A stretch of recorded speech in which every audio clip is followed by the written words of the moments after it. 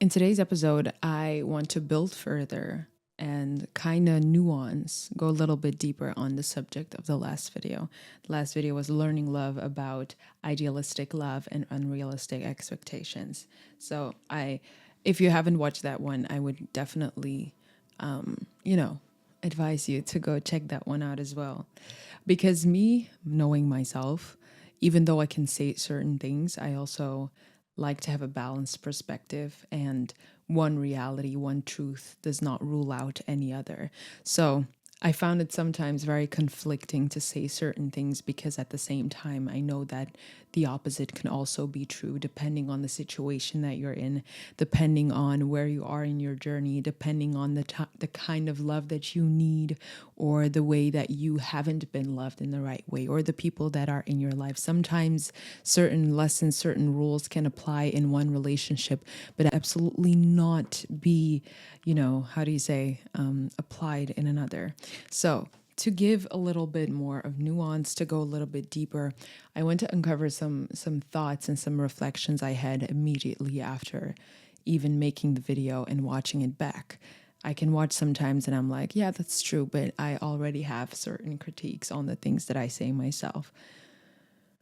Trust me, it's very conflicting to be in my mind. Trust me, it's very interesting to have such a divided sense of reality, such divided, but at the same time, it's so connected. But to sometimes express how broad the vision is very confusing for people that don't live inside my head. Because I have been struggling with this kind of balance. Whereas, yes, I do agree that there is a need for understanding the people that we love, for making space for, people's mistakes, making space for imperfection, and giving people the room they need to, have their bad days.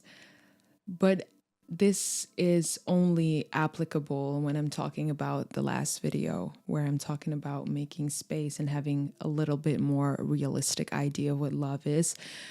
I think this only applies in relationships where there's already a good level of communication. It's basically two healthy human beings coming together, people that are very self-aware, people that can question their own behavior, people that can, kind of have this independence in their emotional bodies, or in their processing of emotions, and that can come to other people in a mature way, and also that can take accountability, which is such an important word, taking accountability. If you are listening to the things that I was saying, if you would apply that to a toxic relationship or abusive relationships, that shit does not fly. And I found it very interesting because when we think about love and the love that we need, and also, the fact is that a lot of the ideas that we have of love, or a lot of these struggles, internal struggles that we have about the love that we have seen growing up, the love that feels familiar to us, the love that feels safe because maybe it's all that we've ever known. At some point, maybe you start to question, is this kind of love that I have seen, is that really the love that I desire? Is that really the love that I want to have in my own life? And that is what I found interesting, is that I a lot of the times can apply certain things for new relationships, but I know absolutely that I should not be applying them in relationships that are abusive, that are toxic, with the people that do not respect your boundaries, with people that do not hold space for your imperfections in the same way as you would hold for them. So when I approach these topics about not only hiding behind our walls, not only putting up walls that can prevent love from coming in, it is very important that we can already discern that the person that is trying to send us love is the type of love that we want, or that there's already this kind of foundation of healthy communication, healthy boundaries, and a healthy person trying to love you in a stable, respectful way. The love that I grew up learning, the love that I grew up seeing was a very controlling, was a very conditional type of love. And it is a love that often left me feeling like I had to show up in a certain way. And if I did not show up the way that the other person would expect me to show up, the love, the respect, the the space and the patience that you would hold for a person that you truly love unconditionally would be taken away. Besides that, not only would it be taken away, but my person, my identity would get shamed on top of that. So you would always get broken down for not being, for not meeting the expectations of someone else. And that is absolutely not a good thing. But me, if you're on this channel, I don't know who you are. I don't know what you're dealing with. I don't know what your views on the world are, your perspective, your lived experiences. My intention is that this channel is for everyone, and I really hope that we can all have our own experiences, and you can have your own opinion on whatever I'm saying. I'm really here to provoke thoughts. I'm not here to define any truths or to tell you what is right or what is wrong or how you should think.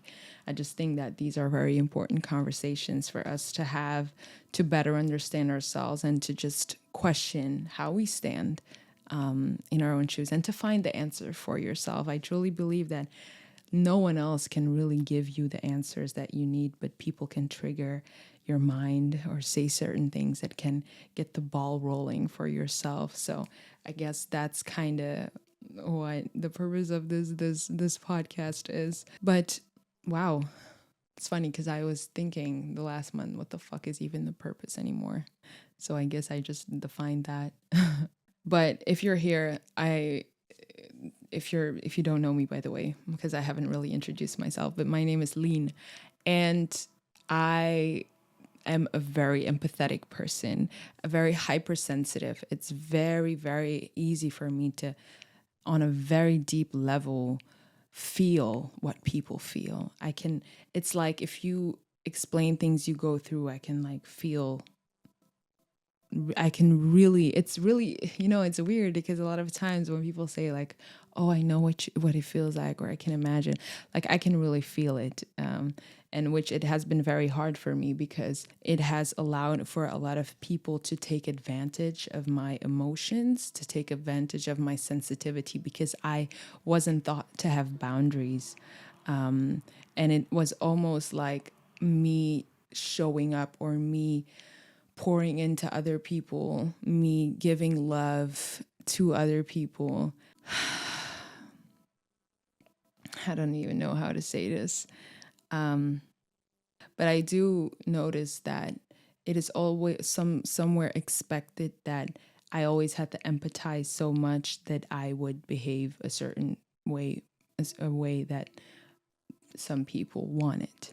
And I learned from a very young age, and that's where the people pleasing comes in as well. It's you have to put your own feelings aside. What you feel doesn't matter. You have to empathize with someone so much that you actually put your own truth aside to accept the truth of someone else and to behave in the way that they need because they have hurt. And I would be so understanding that I would adapt myself to ease their pain, to soothe their wounds, which that was what I thought love was growing up. But that's a very conditional love because that means as soon as you don't show up or as soon as you create a space for yourself to feel your feelings, or maybe if you're in disagreement or if what someone else makes you do is going against what you want for yourself, as soon as you kind of challenge the person in the way that they want you to show up,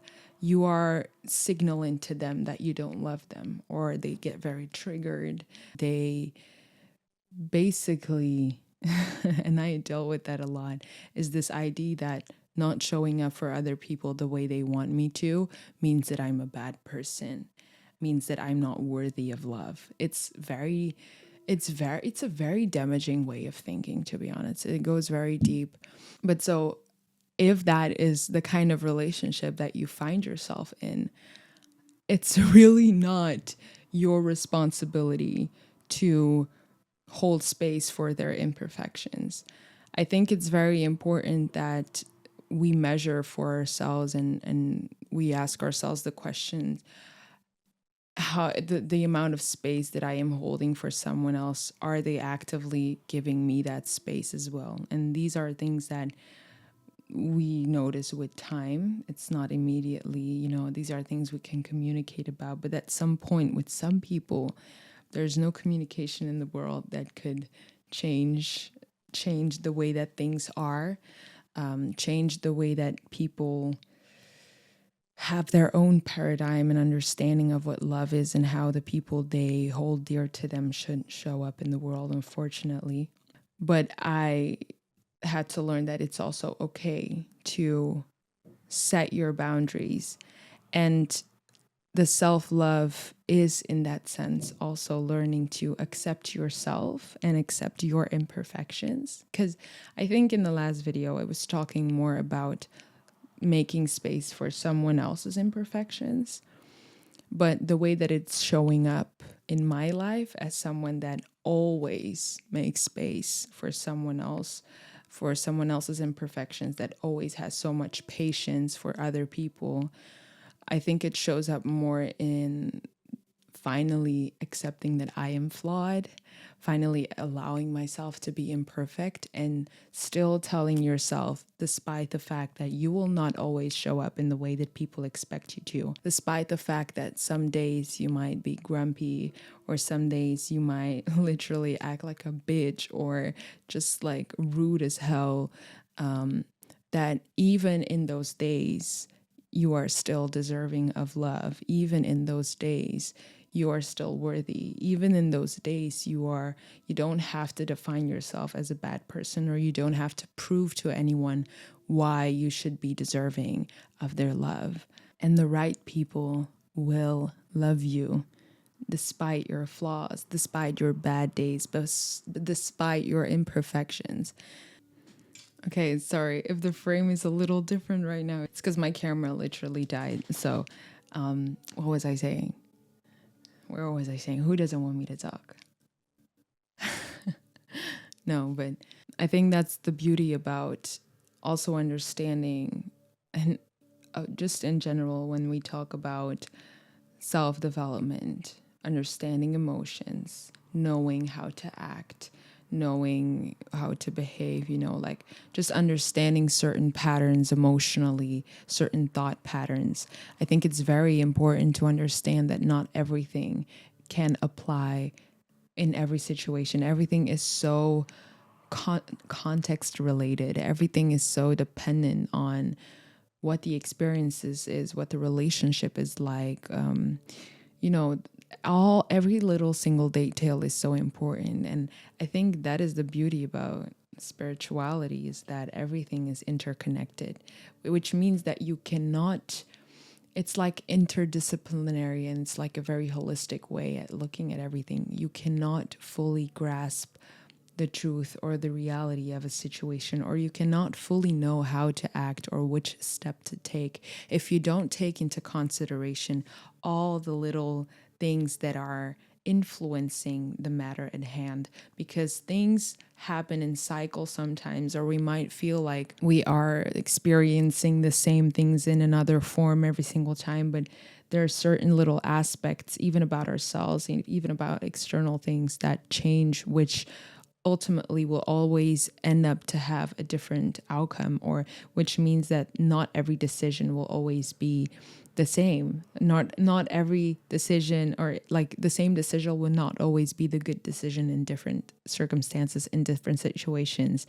let alone for different people on the planet. So this is why I also find it very important to have discernment when we listen to content like this, and when we have those conversations, is that you really have to find the answers for yourself. No one can tell you what to do. No one can show you the way more than you can find it for yourself, because only you have lived your life.